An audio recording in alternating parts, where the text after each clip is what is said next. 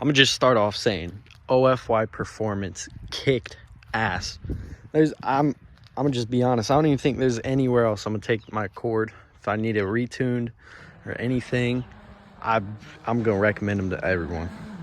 So I'm not even sponsored by them or nothing, but you know, maybe something come up. Maybe we will get sponsored. That'd be cool. But anyways, they got a cord running on E85, and it just absolutely freaking rips. And when I got there, I did have some problems with it. I thought I had everything together. I had a fuel leak, had some problems with overheating and the coolant, but you know, those people just got me hooked up, got it rolling. And now we're making, I think the tuner said 370 on the dyno, I'm pretty sure, because their dyno reads 50 off or something, but that's all right.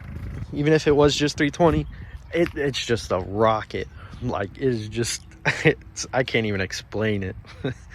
So anyways, get to the dyno stuff. Let's get to it.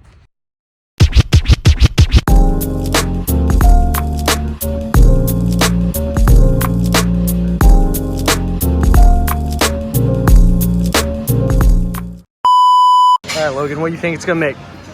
375, 340, 365, 322.